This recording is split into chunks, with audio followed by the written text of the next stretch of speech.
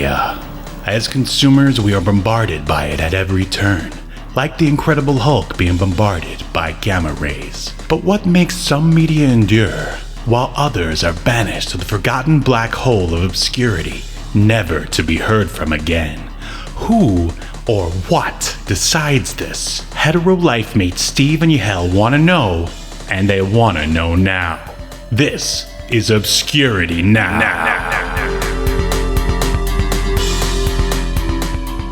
You know what? I thought I had never heard of it, but once I saw SuperPro's outfit, I was like, oh, I have seen this. I mean, I never read it or anything, but I've definitely seen him. Phil Grayfield's history is largely unknown. Phil was an aspiring professional football player who received a career-ending injury on his knee while saving a small child. Unable to play sports, he decided to transition to sports reporting. One story had him covering an eccentric sports fan and scientist who because you know how scientists tend to be big football fans. Anyways, during the interview with this guy, the scientist, thieves burst in, steal the scientist's football. The scientist created a football uniform that's incredibly resistant to damage, which I guess would be maybe something good for NFL players to have. But instead, just this one guy gets to have it. Anyways, Grayfield ended up doused in chemicals, as you do, and that mutated him and helped him survive the fire that had happened when these thieves broke in and turned him nearly invincible. Grayfield then put on the uniform to protect himself and save Ken and stop the criminals. And he decided to keep the suit. I mean, really, what's the scientist going to do? Tell him no? He's invincible now, and he won't take no for an answer. And he continues to fight crimes as SuperPro. I don't know why there's an NFL logo on his chest, though. It's not like the NFL created the suit, which is what I thought it was going to be. Like some scientist at the NFL created the suit, and this guy to protect the NFL's interests. Mm-hmm. Yeah, I mean, I guess they're not actually written into the story. Basically, all I could come up with is so the writer / creator of SuperPro, who is damn, I meant to look up how to pronounce his name. This is one of those the Wetworks creators. It's Fabian Nicieza. Yeah. Nicieza, all right. So I guess that one's a little bit easier to pronounce than Walsh Portasio. This is one of those names that I've. Or is it Wills? Yeah, we'll never know. Actually, he's going to be attending the con that I will be attending in May, so I'll get a chance to ask him. Good. By the way, I don't know if you were planning on talking about Fabian a little bit, but I recognize that name. Mm-hmm. He did a lot, right, in the 90s? Yeah, which is so surprising. Why? Well, we found out why he's worked on SuperPro here in just a minute. But yes, we're definitely going to talk about Fabian because he is the co-creator of X-Force, Shatterstar, and Deadpool. And he's worked for Marvel, DC, and of course Image. He wrote the first 50 issues of the original New Warriors, which is a comic that I loved in the 90s, and Nomad. Just lots of good 90s stuff that for whatever reason, I mean, obviously aside from the Rob Liefeld stuff, other 90s stuff that just sort of doesn't get any love these days, but it's a story that, or stuff that I like. But anyway, Fabian has gone on record saying that he admitted that the only reason he wrote SuperPro was so he could get free NFL tickets. Well, hope it was worth it, Fabian. Yeah. Well, I mean, I guess it didn't damage his career too much because, everyone always talks about him as the co-creator of Deadpool and that other stuff, and few people ever talk about SuperPro. Except for... Are you telling me, Steve, that you're not going to be one of many with a SuperPro #1 at the convention for him to sign? Ooh, wait, no, it's not. Fabian's not going to be there. It's a Welsh who's going to be there. Oh, wow. Well, have him sign it. If Fabian was going to be there, I would get him to sign a copy of SuperPro #1. I was just going to say in the chat, Smoke Monster mentioned that he has lots of #1 comics. So apparently he was a sucker for the collector's items, he said. And I don't know about you, but in the 90s, I tended to buy lots of #1s as well, even if I wasn't particularly interested in it. Mm-hmm. One, because I was a dumb child. or dumb teenager. And two, you know, back then there was like the market was still booming, so there was always the chance of number ones, you know, having a lot of value later on. Of course, the bubble burst. Oh yeah, they're mostly worthless now. Speculation was strong back in the 90s. And yeah, I mean, that was why I was buying number ones, and also because I just like trying new stuff, basically. Smoke Monster said, mark my words, this will get a series of movies eventually. I'm thinking more a 10-part limited series on the NFL Network. A dark, gritty reboot of SuperPro. Another sort of little tidbit here. Robert Kirkman, creator of The Walking Dead, back when he was working for Marvel, he was doing a relaunch of the Marvel Team Up book where he would bring in all these, like, you know, B and C characters, and he asked Marvel if he could bring back SuperPro, but because of the, you know, NFL licensing, I guess they didn't want to go back down that road, so they told him no. And basically he's just now sort of like a one-off kind of reference in one of those comics. But some of the other people who worked on SuperPro number one, the penciler / artist is Jose Delbo. And he has worked at Marvel, DC, Valiant, and Gold Key. He worked on Marvel's Transformers back in like the late 80s, early 90s. Namor, and this sounds like a fun comic, Adventures in Reading, starring Spider-Man. Which you know, that's the one that's worth the big bucks. Yeah, right that's a great one. And just briefly, we also what's up? Nope, go ahead. And just to briefly go over the other people who worked on the book, this was inked by Mike DiCarlo. Colored by Bob Sharon, and published by, as we mentioned before, Marvel Comics. And those are the people who are responsible for SuperPro. So make sure if you see them at a con, you let them know that their work is highly appreciated. And looking at the cover here, let's take a look at the cover. What do you think about the SuperPro number one? Well, I do want to say hi to Stadium Arts, aka Stry. He's in the chat. He says, hey, thanks for hanging out. Thanks. I was not expecting this to start off with a reticle of someone about to be shot. I was expecting maybe we'd start off on a football field or something, or I don't know. But yeah, definitely didn't think we were going to go with a gambling related storyline. I would think, if anything, the NFL would not want the story, the main plot, to be about one of their players being accused of gambling. But I wonder if this Mike DiCarlo, the inker, has any relation to Dan. Is it Dan DiCarlo, the guy that like penciled all the Archie comics? Aren't you thinking of Dan DiDio, possibly? Oh yeah, you're right. Yeah, you're right, yeah. You're right. It didn't mention any famous siblings, but yeah. I love, though, however, how they basically say Tom DeFalco is fat. The credits. Yeah, he was the editor-in-chief at the time. Yeah. Steve, it's still, I think, on the cover. Yeah. I just wanted to get your thoughts on. He went from sacking quarterbacks to tackling crime. I mean, does that make you? Oh, I thought you were asking about the first page inside. Oh, I'm sorry, the cover. Yeah, it's a great. There's a lot of weird lines like that. A lot of lame-o sports and football puns. But yeah, we can. And I don't know. I just like how in classic sort of. This is a very classic kind of '90s cover. Collector's item, first issue. Like they're pulling out all the stops, and of course, the biggest sort of incentive to buy it at all, and that of course is guest starring Spider-Man, because he guest starred in like every single book in the 90s, because especially the new ones, because Spidey equals money, baby, as we know. But I don't know, any other sort of comments about the cover here?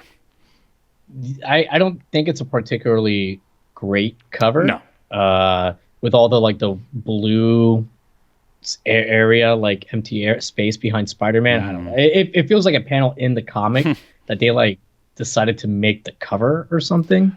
But I mean, it's fine. I mean, I never expect a lot from these like licensed property comics. Nor should you, unless it's G.I. Joe. You shouldn't. Yeah, I mean, I'll give him credit for trying to like at least create, you know, a story here. Maybe they tried a little too hard. There's a lot of dialogue. Fabian wanted those tickets, but yeah.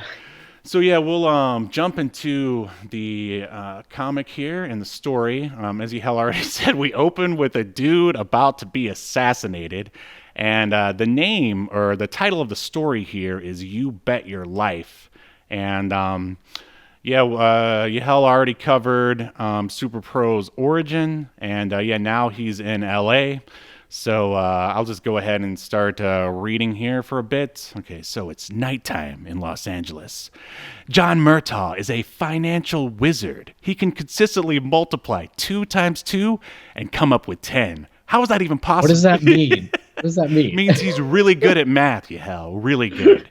Now, unfortunately, he's performing his arithmetic genius for an underworld gambling organization.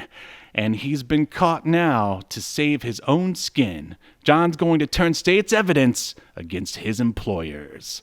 And so now we're going to turn the page in case anyone's following along. I think Stadium Arts Stry here, he said, good at fudging the numbers. Oh, maybe that is what they mean. Oh, yeah. I mean, that's exactly what they mean. I thought this guy was like a... boy. Was this story maybe too smart for me to understand? Because I thought that like they were saying he would like go to Vegas and like card count or something like that. But they're just basically saying he's like an accountant for like a gambling organization or something. Yeah. Oh, I see. Yeah, the gambler is the like the football player with the bad haircut that SuperPro tries to. Yeah. Well, alleged. Right. Steve. Alleged. He has not had his day in court, please. Thank you for saying that. Now it would appear that someone is very unhappy with John Murtaugh's decision. And so now we're looking at, we're looking through the sniper scope at John Murtaugh. Someone's about to take him out, and there is a valet behind him in a white shirt. John Murtaugh is about to tip him. And then we get a close-up of the sniper about to squeeze his trigger when, out of nowhere, SuperPro shows up, and he says, "I could be mistaken, but I need him alive more than you need him dead." And then we've got the sniper here. They finally show him, and he goes, "SuperPro!" And he drops a cigarette out of his mouth, and we get a full shot of SuperPro here in his uniform. How would you describe the uniform to our listeners here? Definitely it's supposed to be like this weird NFL like inspired uniform with like the pads, the shoulder pads that NFL players wear, but I don't know. Like it's kind of like a crappy Captain America football. Like if Captain America was going to play football. Oh, that's really good. That's like for once we have shoulder pads here, not designed by Rob Liefeld, but yeah, it's basically like a football uniform, crossed with Captain America, and like I think it's funny that they bothered to have like the sort of sock. You look down here at his legs. They've got those stripes here where like usually sock stripes would be. Like, yeah, I think that's what it's supposed to be. Like, Smoke Monster said that the sniper needs to aim for his mouth. So for those that aren't watching, he's got a helmet on, which is kind of like a cross of a football helmet and like a motorcycle helmet, but the chin is exposed. But as Stadium Arts pointed out in the chat, that his chin is bulletproof. Which we assume he is because they said he's nearly invincible. Right, and it looks like the sniper is pretty much aiming at SuperPro's crotch, so he must have like a super cup down there. So because he doesn't seem to be worried at all. Maybe his I'm trying to think of a way to say it so we don't get demonetized. Maybe he's got an invincible nether region as well. Nether region. Remember, an invincible end zone, if you will. That sounds like you're talking about his ass, but all right, we're gonna move on. Wherever you like to touch down. All right, so. Wow, that's a real tight end you got there, SuperPro. Mind if I touch down? I knew it would go porn eventually, but all right. Yeah, of course. So we turn the page, and we get one of many sort of like sports puns here from SuperPro, and he goes, "It's nice to be recognized by your fans, isn't it?" And then he immediately stiff arms the sniper in the face, smacked, and he's like, "How about a personal autograph?" And then like he. Basically, we get some exposition here from SuperPro. he goes, now let's talk, as he's like beating the guy up. He goes, Tim Pressman's an offensive tackle for the LA Raiders who's accused of having gambling ties to your boss, Sanzionaire. Do you think I got that right? What a name. Yeah. What a name. Sanzionaire. I know at first I thought they were trying to say that he's rich and like he's like, instead of saying like gazillionaire or some like made up like number or whatever, that's like his version of it. But no. Sanzionaire is his name. But yeah, but what I love here is that so the whole point of this book, or the story here for SuperPro #1 is SuperPro is going out of his way to protect this millionaire football player, to protect his good name, because he's being accused of he's being involved with like the mob and gambling and all that other stuff. But anyway, SuperPro continues. He says, John Murtaugh is the only one who can prove Pressman's innocent. And then he says, as you can tell from my getup, I have more than a passing interest in clearing Pressman's name. So he's basically saying that you can tell that I love the NFL, and I want all their players to be squeaky clean in the eyes of the law. So yeah, and I don't want to forget, like I was cracking up because Smoke Monster had written in the chat, wow, you couldn't make this stuff up. Well, I guess you could. Well, Smoke Monster, I don't know if you were there at the beginning, but the writer here, Fabian Nicieza, co-creator of Deadpool, he wrote / created SuperPro just so he could get free NFL tickets. So yeah. But when I finished reading this page, I was like thinking, because I hadn't read like his background on the SuperPro wiki. It exists. It exists. It's a thing. I hadn't read that, so I thought like he worked for the NFL or was created by the NFL in some way, and he's like protecting the NFL's interests. He's like, nah, the NFL, we can't have the public think we've got somebody with a gambling problem. And SuperPro is like a hired gun, a mercenary that, this time he's killing a bad guy or taking out a bad guy, but maybe next time it'll be your grandmother. Yeah. Who knows? Whatever SuperPro's got to do to keep the LA Raiders organization out of trouble, he'll do it. Yeah, SuperPro is a super mark, basically, for football, or they don't call them marks in regular sports, so super fan, I suppose. Yeah, he's the farthest extreme of making being a football fan your personality. Right, wow. Yeah, man, well said. Okay, moving on. So anyways, he's about to like do something to this sniper, and he hears like what I guess is supposed to be a gunshot. I've never seen it with kapow. Yes. That's like a Batman 1960s punch, but okay. Kapow is a gunshot now. Sure. And then he goes, no! And he realizes that Murtaugh was shot anyway by that sort of sinister-looking valet who was standing behind him in like page 2. And there he is. There's the valet, who was actually called Edison. He works for the mob. He's undercover. You'll see later. He stiff arms the sniper away. Like apparently SuperPro's only move is to stiff arm people away. And he says, let's put you out of commission until the police can pick you up. And that's just a funny looking panel of the dude sort of just flying away. And then he tries to jump into action here. And he's, if I can just time this right. And he's trying to go after the car that he's like trying to jump off like a roof to land on the real snipers, the real assassin's car. Yeah. Something I hadn't thought of that Stadium Arts wrote in the chat. SuperPro, the costume, reminds him of Peacemaker a lot. And yeah, it looks like a lot like the Peacemaker's outfit. I could see John Cena playing SuperPro, no problem. So anyway, he jumps down, and there's a lot of, and this is one of the things that I loathe about older comics. I mean, I guess you sort of just have to like roll with it because they did it so much, is that there's a lot of sort of soliloquy and self-monologuing. Like here, he's like, of course, if he hits the brakes, I'm in trouble. I mean, that should be a thought balloon. But instead, he's just talking to us, the reader, I guess. And he jumps on. And he's not in trouble if he hits the brakes because he's invincible. Right. He'll run right into him and catch him. Like he's invincible, and he's wearing a suit that like would make him nearly impervious anyways. So right, this is like when you get a leftover food and you wrap it up in foil, and then you also put it inside a Ziploc bag. Like, he's fine. He's gonna be fine.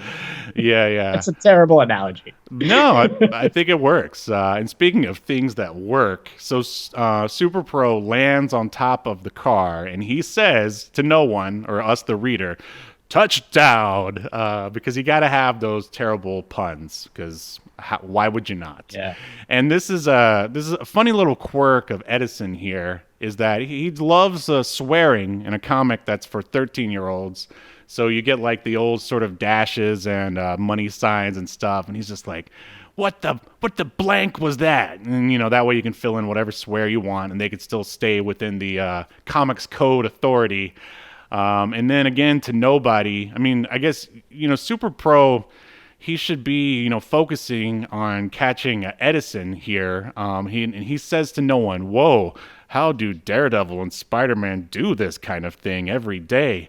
I mean, if anything, Super Pro is so overpowered. This should be cake to him. But Yeah, like I wouldn't have even bothered trying to time landing on the car. If I was Super Pro, I would have tried to land in front of the car and just let it hit me. But right. He's Super Pro, not super smart. He's a dumb jock, Yahel. Come on. Yeah, exactly. And so a very poorly drawn Edison here says, "Who the blank are you? Get the blank off of the car." And then and this line is uttered twice in this comic. It goes, "What a mouth on this guy."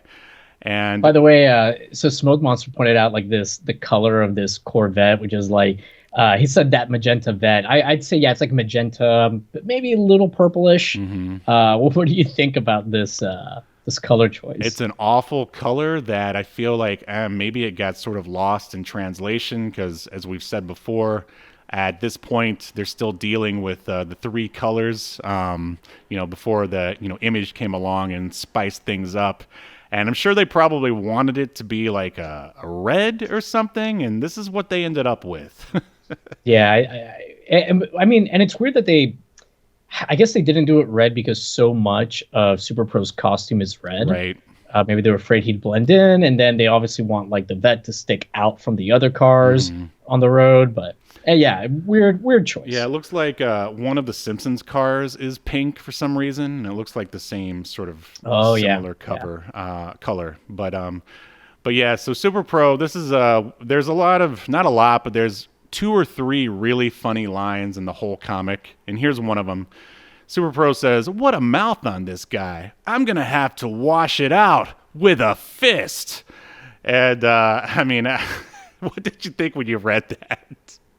I just laughed. It's so stupid. But it felt like something more from like a 70s or 80s comic than one from the 90s.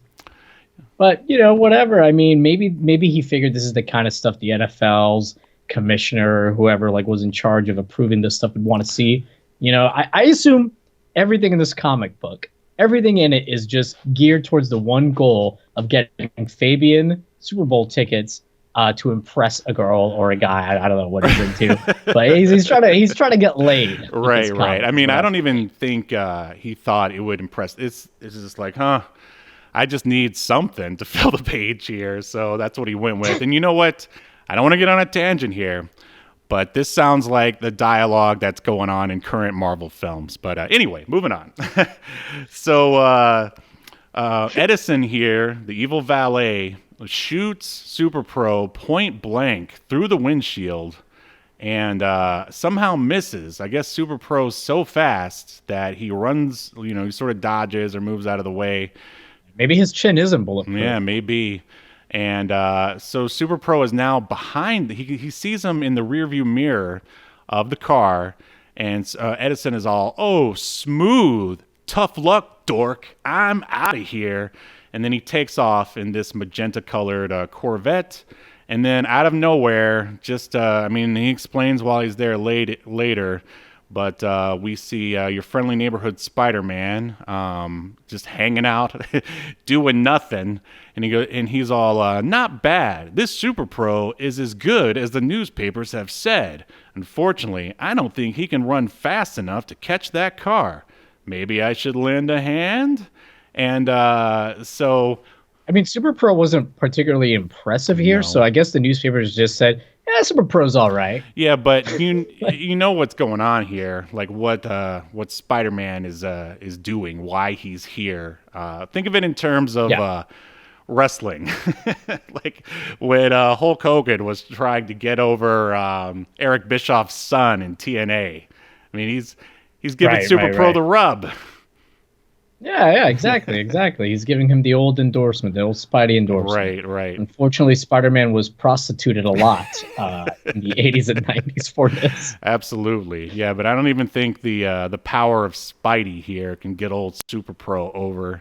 But anyway, we turn the page, and then we get some very tiresome monologuing. Basically, it's just Spider-Man explaining why he's in LA, and it's I don't know, the Daily Bugle sent him out there to cover the story of that Pressman guy, him and some other lady reporter. You can just assume that they totally banged behind Mary Jane's back. I mean, I'm just trying to spice up the story a little bit. It's implied. It's really implied. Yeah, yeah, yeah. So he uses a spider tracker on the magenta Corvette and blah, blah, blah. And then we're back with Super Pro at the very bottom of the page, standing next to, I don't know who that is, some I lady who's dressed. I don't know if it's a bystander or if it's supposed to be a prostitute or And they were just like, Gem from Gem and the Holograms with a she's haircut. back. If you look at the last time, or the only time we covered a Spider-Man comic, which was the one where he, possibly meets Santa or something during Christmas, there was a girl who looked like Gem and the Holograms there too, as well. Yeah. Someone's getting. By the way, I love how Super Pro's just like, he got away. I screwed up. Yeah, don't. Like he's just yelling. It's with an exclamation mark. He's just yelling this in the street. Neither superhero bothered to pursue the Edison here in his like magenta Corvette. He's like, he's in a magenta Corvette. We just can't do anything. So we turn the page, and what do we get here? We finally get thought bubbles. It's like, make up your mind. Are we doing monologuing or thought bubbles? You're killing me. Anyway, Super Pro says that may have been my last chance to get the information I need to clear Pressman, the millionaire football player. Better get out of here before the police show up. And then we meet like Super Pro's sort of backup. He's basically his cameraman who has a nice like creeper van here. He basically comes and picks up Super Pro. And Super Pro utters something about, he's looking forward to the day where he's legit, so where he can work with the police instead of being labeled a vigilante. And again, But he's got like this giant NFL like logo on him. Like, is the police like asking the NFL what's up with this guy? Is he licensed by you guys? yeah, you know what would have made a lot more sense is if, you sort of said it earlier, where it's like, what if like we, the billionaires who own the NFL, got together to create this sort of like superhero who is there not only to give us like good press, but to like clean up like some of the underlining dealings that go on within the NFL. Like, wouldn't that make a lot? But then I would. But then why would they want to admit that stuff exists? Although they kind of allude to it here anyways in this guy. I don't know. This is really weird. Like, I don't understand like who in the NFL read this and was like, yep, that's okay with me. Here's your Super Bowl tickets, Fabian. Right, exactly.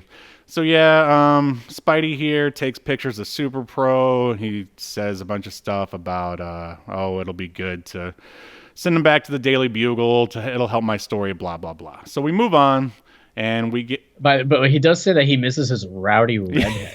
Right. Spidey's he horny. misses having sex with Mary Jane, so he's gonna hook up with the lady he was sent out to LA with. Yeah, but it's okay, Steve, because he's gonna be thinking about him. Right. Of course. So that's not cheap. He'll make her wear a red wig, and that's good enough. Good enough. Yeah, that's fine. So basically a very dejected Super Pro talks to what is his name? Ken Reed. Phil. No, his name is Ken. No.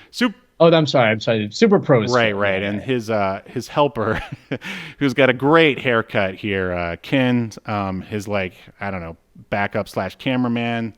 They basically, exchange some talk about what just went down, and talk about how they sort of became friends or whatever. How the the press, like since Phil was such a newbie reporter, they put a veteran cameraman in Ken with him, and so that's how they're sort of met up. And then they talk about how there's like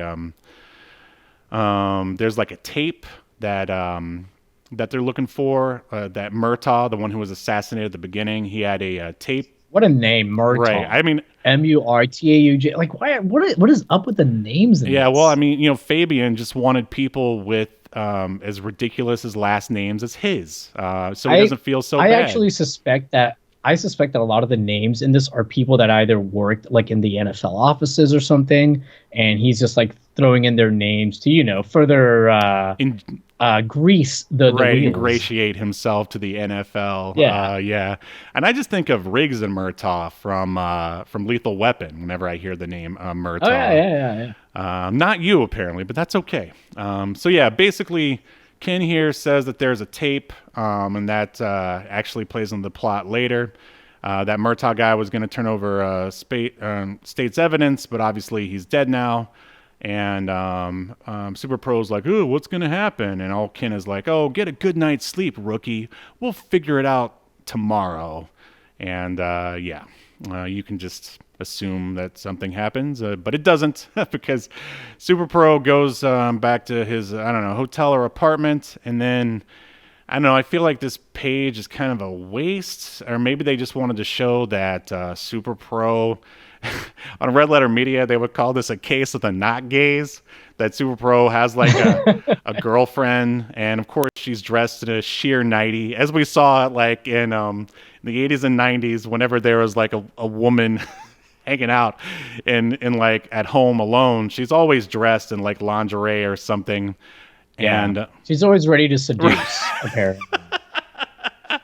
Oh, that reminds me of Brain Jacked for some reason. Anyway, so they have like... But yeah, anyways, they just chit chat, blah, blah, blah. She says she's going to help out SuperPro somehow, which she's on the East Coast. I don't know how she can help out SuperPro in any way. But anyway, as we stated, this whole page was just to show that SuperPro is all man, baby, and he likes the girls. Mm-hmm. So we get the next page is SuperPro thinking back to his origin. We see the super fan / scientist here, who just looks like an old, like basically like the coach of a football team, like the defense coach, not even the head coach, just like the guy who's in charge of like defense. And apparently, I guess in SuperPro's previous appearance, which this isn't the first one. His actual first appearance is in the SuperPro special #1. He fought a rookie who got into steroids, like experimental steroids, that turned him into this. God, how would you describe this thing? Like a homunculus or something? Yeah. Very, very weird looking deformed creature. I do think it's weird how he said that some hoods wanted to get his goodies. Like, what? Yeah. I don't know. That felt a little, little racist. A little bit, yeah. Well, basically, SuperPro was saying that some thugs, shall we say, some ne'er-do-wells, some scallywags, broke in to steal memorabilia from this scientist, which that's how he got like the chemicals spilled on him, and then that's how he got the suits, blah, blah, blah. Steve, he also referred at the top of the panel to that girl, the reporter, Miss Dixon, as his part-time gal pal. Thank you for bringing that up. So, what does that mean? That they're like in an open relationship? He can still like bang around and it's fine? Like, what's going on? Man, I don't know. Like, Fabian, he never really like struck me as one of those like, I'm a old guy like writing new comics, but if you were to read this as your first Fabian Nicieza comic, you would think he's like 70 years old or something. But yeah, like gal pal sounds like something that like 1960s Batman would call Robin. I mean, would call the woman in his life. Yeah, this feels like, if you were to read like if you go and read Ravage 2099, which was written by Stan Lee in the 90s, like that's how it sort of comes off as this like, very, very cheesy, like, but whatever. I don't know. I think Fabian was just trying to see how much cheese he could get away with here. But anyway, we get like what has to be the most riveting panel of all at the bottom here. SuperPro brushes his teeth and thinks about all the shit that he has to do. Whatever. Moving on. Now, basically, we're with the mafia folk. What was his name again? Bazillionaire. Yeah, Fanzionaire. Sanzionaire. Yeah, there you go. And I mean, this is just basically them showing that there is a tape that guy Edison, the one with the dirty mouth, and even his mafia boss says that to watch his language, like, which is just so funny. In a comic that's supposed to be for 13-year-olds, that's what you go with for this thug here, is that he's got a dirty mouth. And he looks so old, too. I don't know. He looks, in this panel here, the second to the bottom one, like Edison looks like he could be someone's grandpa. And yeah, I agree. And like, I think the art in this book is pretty decent for the most part. Yeah, it's your typical sort of Marvel style at the time. Yeah, it's totally fine. But Edison's face is very inconsistent from panel. He's like the one that's like inconsistent from panel. Smoke Monster, I think it was when we were talking about that guy's name, he wrote in the chat, Beverly Hillbillionaire. I'm surprised Fabian didn't go for that. I'm really surprised. So basically, the page ends with Sanzionaire or Hillbillionaire, whatever you want to call him. He says, please go to the library. Find out everything you can about this so-called SuperPro.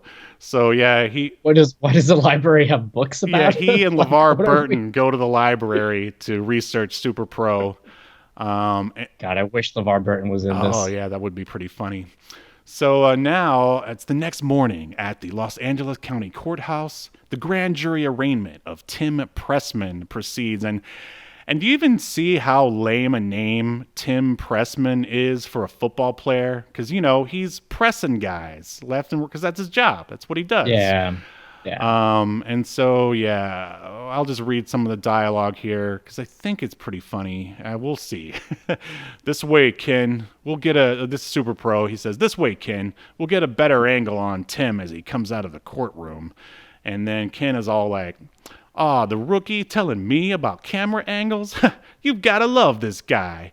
And then the blonde girl that Peter is shacking up with is all like, this way, Peter, we'll be able to snag Pressman if we set up closer to the door. So basically, he's saying the exact same thing that SuperPro is saying. Yeah. And I guess this reporter, her name is Joy. And sounds to me like SuperPro should get with Joy, and maybe Peter Parker should get with Ken over here. Yeah, right. Make him his gal pal.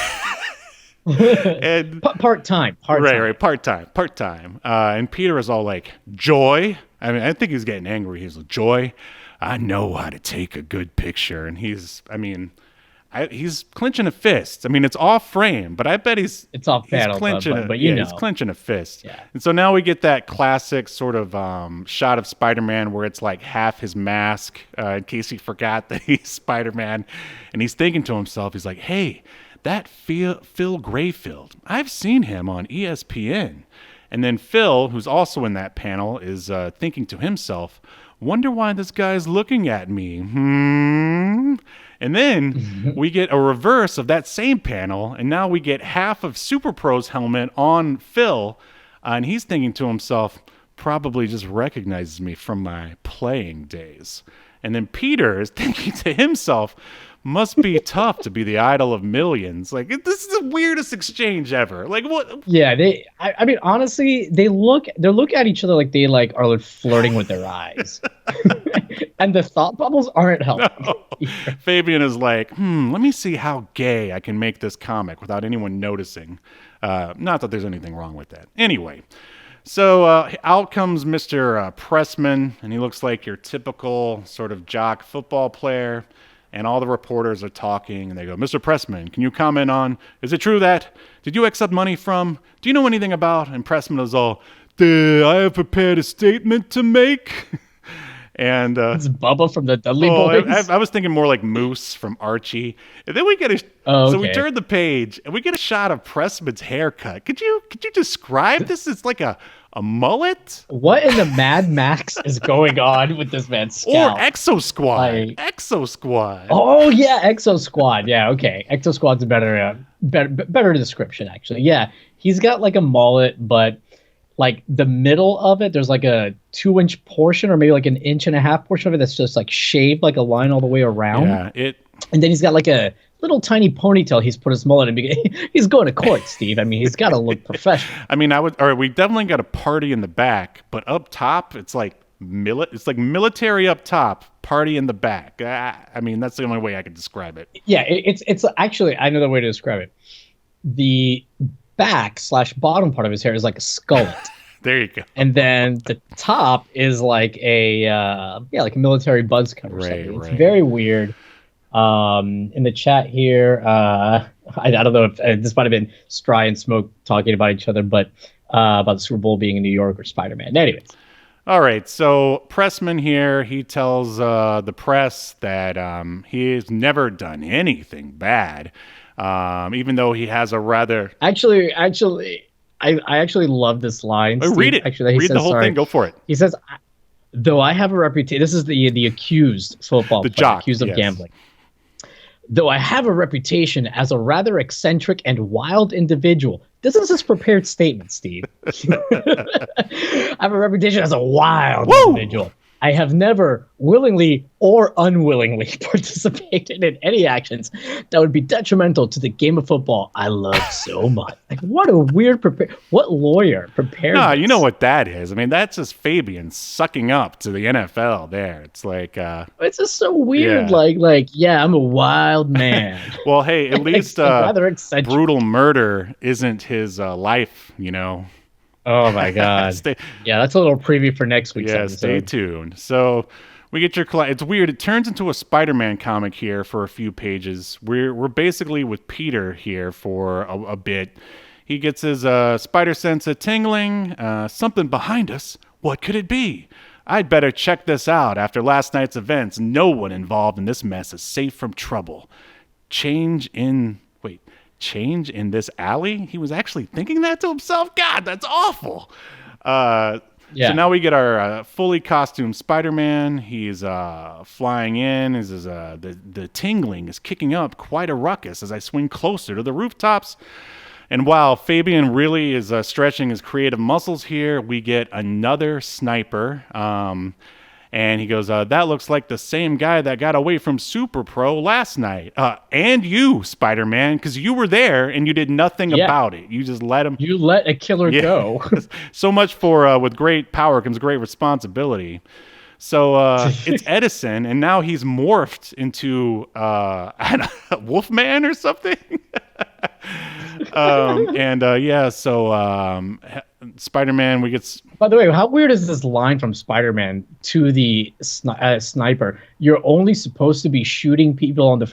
Oh, wait. You have this all wrong. This is L.A. You're only supposed to be shooting people on the freeways? What? I think that's a sort of a reference to... I guess there was a lot of road rage incidents back in the day that were like... I know. It's just such a weird, like, off... Because it's played as a joke. Right. I mean, people died... Why is Spider-Man joking about people getting murdered? On the freeway in L.A., yeah. What a hero. Yeah, tell me about it. Everyone...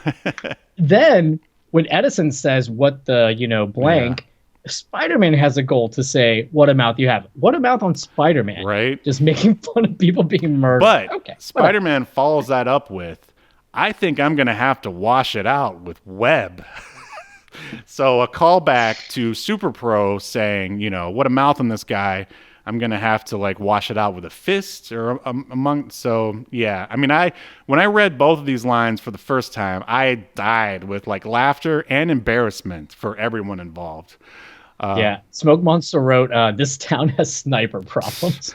I mean, it really does. I live out here and I've never seen any snipers, but hey, they must have been really good at hiding. And by out here, I mean in LA. And Stadium Art to the chat room just shoots his spider load right in his mouth. Oh. Yuck. What is this comic writer implying? I know, right? Yeah. So Edison goes, hey, you ain't gonna get me.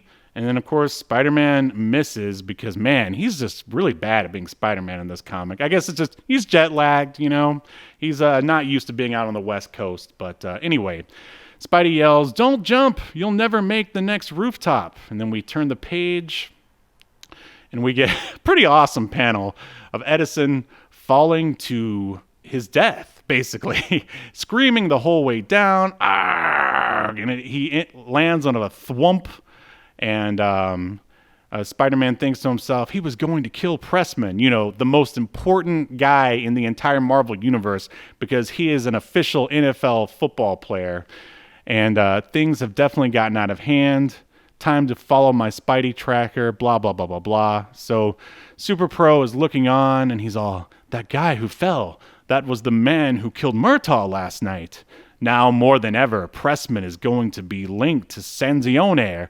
So basically, SuperPro is really upset that Murtaugh died because it's going to make Pressman look even worse to the press or to whomever. Like, what is SuperPro's job here? Is basically a PR guy for the NFL, more or less. But he doesn't even work for the NFL. It's so weird. It is. Like, I don't know. And how would this even make Pressman look worse? I know. Actually, the one who said now more than ever, Sanzione is going to... Oh, wait. All right. So now more than ever, Sanzione is going to try to have Pressman killed. Kin says that. And then we get a very typical sort of superhero panel at the end. He goes, not if SuperPro can help it, which just sounds really stupid saying it out loud. Now we're back at Sanzione's palatial estate. We're back in a Spider-Man comic. He's looking around, says it seems the hired help are going someplace, and he's followed his Spidey tracker all the way to inside the mansion. He's all, no sign of any activity. At least we're finally getting thought balloons. What did you expect, Parker, old boy? Sanzione is too smart to leave any evidence behind. Like, I thought Spider-Man always thought of, like, criminals as stupid, but whatever. So, but I do got to point out something funny that Smoke Monster wrote in the chat. He's totally right. He wrote, the bigger the story gets, the more soups they're going to need to cover it up. It's true. It's true.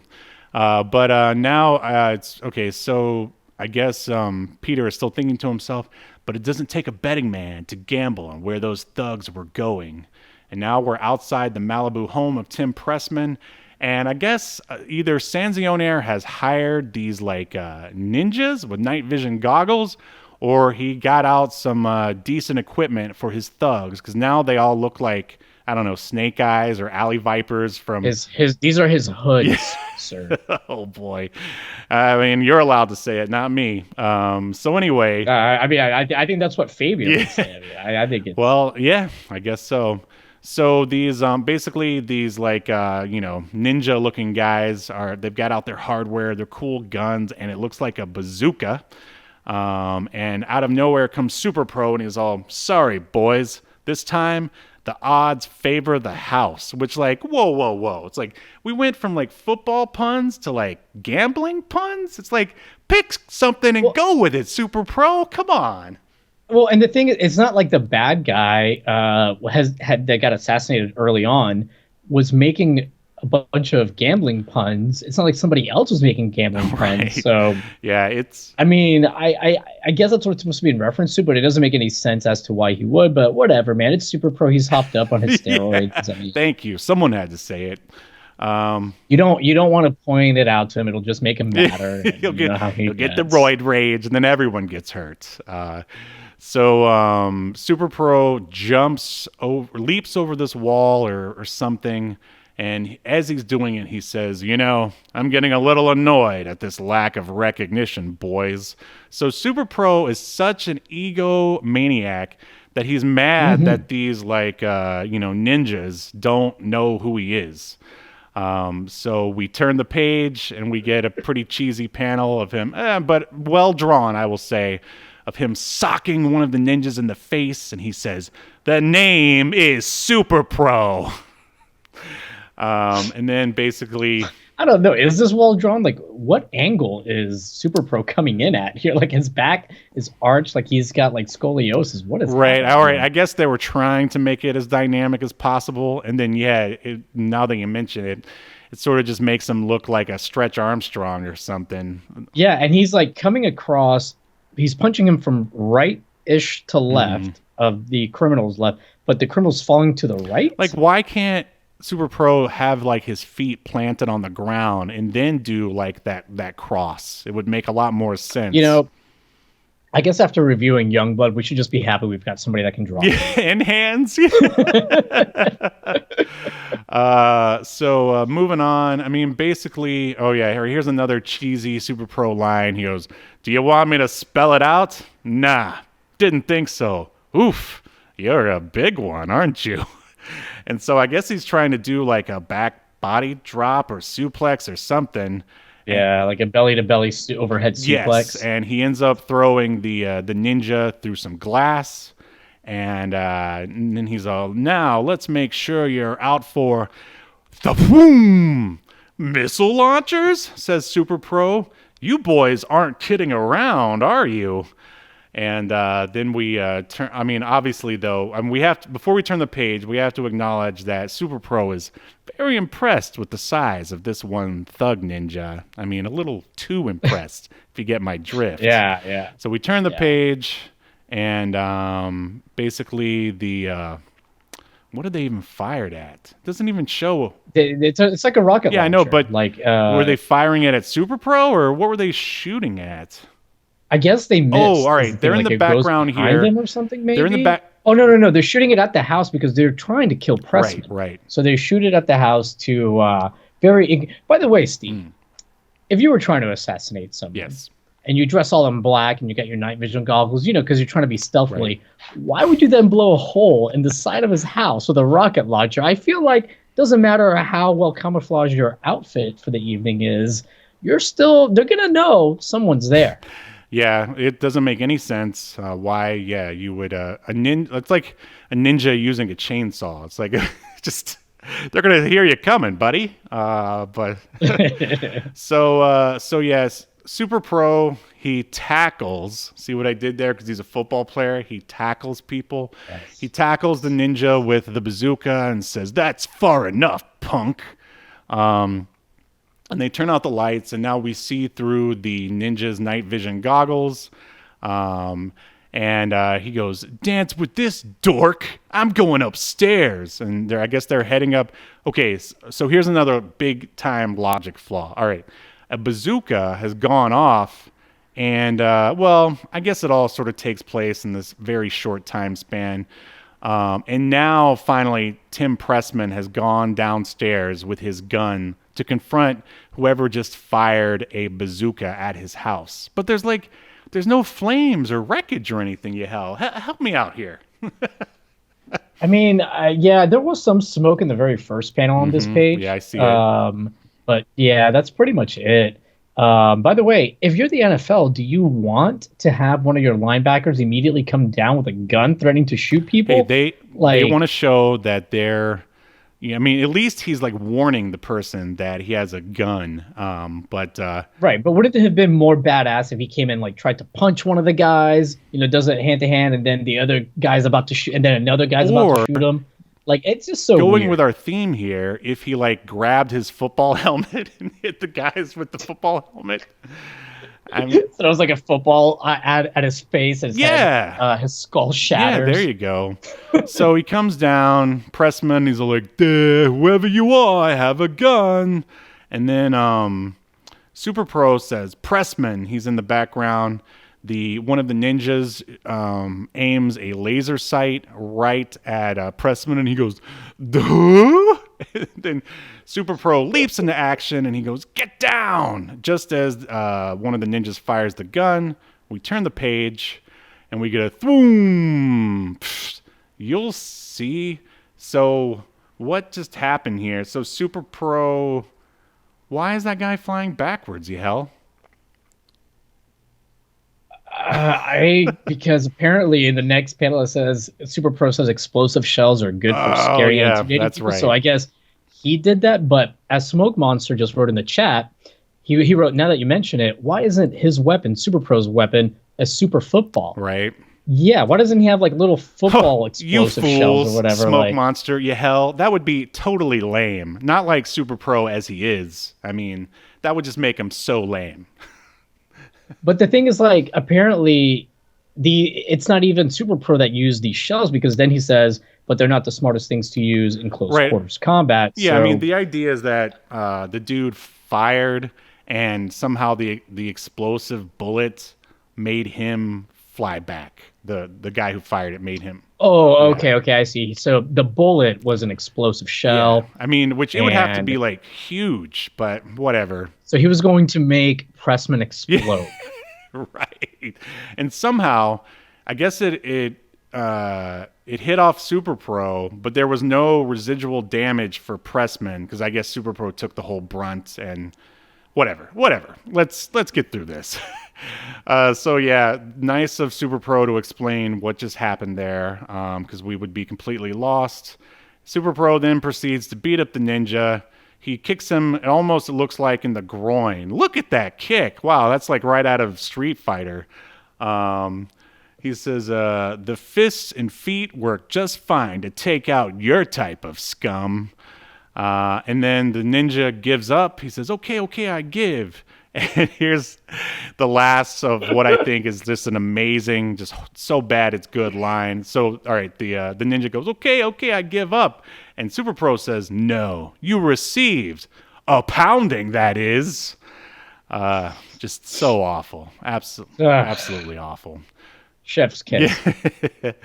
So yeah, Super Pro then punches the ninja so hard it knocks him through another glass window. There's a lot of people going through glass windows in this comic, which, I mean, I guess, you know, Pressman has so much money. He has no problem repairing all this damage. And basically, we get another bad pun here from Super Pro. He says, that's so your boss, Sanzione, knows he's lost the home field advantage. Oh, So awful. And then the worst Spider-Man in the history of Spider-Man shows up at the last minute to take pictures of the aftermath. And basically he's just there thinking, good, Super Pro took care of things just as I got here because he was too busy boning that reporter Joy. But I mean, hey, I think Peter Parker probably dodged the bullet of not being involved with Super Pro as much as he possibly could be in this comic. And yeah, so that's basically the end of Spider-Man's involvement. And basically we get Super Pro talking to Pressman. And he's like, but these things should, basically he's saying everything that he's done should be enough to get Pressman off. And Pressman says, thanks, Super Pro, but my name's been smeared. I'm going to be guilty by association as far as the public's concerned. hey. What's up? Oh, sorry, I wasn't talking. And now, time is something I have, not something I'm doing, thanks to you. So it's weird. Like, so he's saying that, like, he's still going to be associated with bad things, but what Super Pro did was enough to at least keep him out of jail. And then that's the end of the comic book. Yeah, very weird. Maybe they follow up on this later on, and maybe it turns out that this guy really was involved. Pressman, I with don't a know, haircut like that, Very I mean, strange. you pretty much have to be. You're definitely gambling with your social life with that kind of haircut. Right, but I like how they say in the next issue he's going to be going up against Quick Kick. It's like the G.I. Joe, and he's a deadly assassin with a competitive edge. And Another assassin. This will be the third assassin in 2 issues. Super Pro does nothing but stiff arms snipers as they're trying to. Smoke Monster from the chat was correct. This city does have a sniper problem. Yeah, for sure. So, are you ready to render your verdict on what is this, Super Pro? Yeah. All right, here we go. Remember, you're rated. That's the question. All right. Super Yahel. Do you think that, we'll just say Super Pro entirely, because, like, I doubt the quality gets any better after this first issue. Do you think Super Pro should be remembered for all of comics history or tossed into the quarter bin of obscurity, never to be heard from again. You know, I mean, it was entertaining at times for the wrong Right. reasons, so I'll give it that. But it's it's one of those things where it's not bad enough to be like so bad it's good, and often enough. So I'd have to say toss it. And the cover is very misleading because like he and Spider-Man don't really team up. No. So I'm gonna say toss it. What do you say? Spider-Man's just there to get the views. I feel like it almost reaches so bad it's good territory. It gets close. The problem is that there was too much to read. Like if they would have stuck with like maybe more action, it was too dense. Like if they would have, it needed more editing, I think. And then it could have maybe reached that, so bad it's good, Youngblood #1 territory. So it's going to be obliterated. So goodbye, SuperPro. The heathens have spoken. You are obliterated.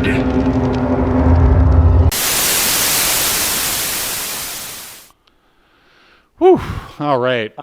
So in the chat, Stadium Arts did agree that we should obliterate this. Smoke Monster said this was before touchdown dances, wasn't it? What if they had Super Pro doing a touchdown dance after he took out a... I would have saved the book for that. I think I would have saved it too. Yeah, 100%. Like if he would have gone full force into like, bad football puns and like super obnoxious. Yeah, and like an exploding football. Like if he had like a utility belt with multiple footballs that he could throw, and each one did something different. Yeah. Like one, if it hits you, it freezes you. Another one, like knocks you out. Like just stupid shit like that. Like like if he needed to get to the top of a building, he could have like a little tee, like a football tee that he like steps on and it launches him. Like up in the air. Instead, they're just like, oh, he's just super strong. Like that's just boring. Or maybe like when he hits like a bad guy in the head, he goes, now you've got a concussion. Now your family has to deal with your CTE for the rest of their lives. Smoke Monster says he needs a kid sidekick, even though please don't give them Marvel doesn't really do sidekicks too much. But if he did, like it would be like what the Water Boy, something along those lines. Like a Pee-wee football kid that also got doused in chemicals. Oh God, that just sounds sad. But anyway, why don't you let us know what you think about SuperPro in the comments? Like, have you ever even heard of him? Have you ever read an issue? Do you think he should have been saved, or did we make the right choice? I think we made the right choice. And if you enjoy comics, please check out the show notes. There's a link to my comic book, Escape to Earth #1, where you can buy a copy if you so choose to. Is there anything else to discuss, Yahel, before we sign off here?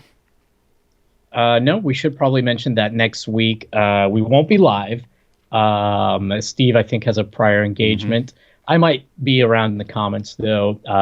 But we are going to be covering, I'm very excited about this, 1988 sitcom called Learning the Ropes, about a teacher at a prep school who moonlights as a professional wrestler called the Masked Maniac, and nobody knows, not even his family knows, that he is this wrestler, despite the fact that he's a big-time enough wrestler to like wrestle the likes of Ric Flair and Arn Anderson on national TV. He's still doing that at night and teaching by day. And hijinks do ensue, and there is some serious gold moments in it. I mean, there's some crappy moments too. It's a roller coaster. It is definitely a show that was born to be reviewed by us. I'll just say that. It's definitely. I think it's honestly one of the most unique things we've covered. Yeah, for sure.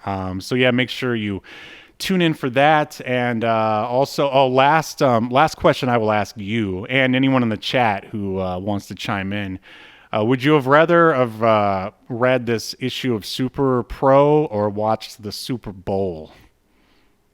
Well, this went by quicker, so I'll read SuperPro over watching the Super Bowl any day. Me too. But it's going to be a challenge to find more football and sports related content for next year. But anyway, Even Smoke Monster said Super Pro by far. Yes. I love our audience. Makes me feel like I'm not so alone in the world. But all right. Well, thanks, live chat, for sticking around. And of course, however you consume the show, thanks for doing so. And we will see you next Sunday as we continue to unearth more obscure media only on Obscurity Now. See you next week. You've been enjoying Obscurity Now, a podcast that's recorded live to tape and streamed to Twitch and YouTube.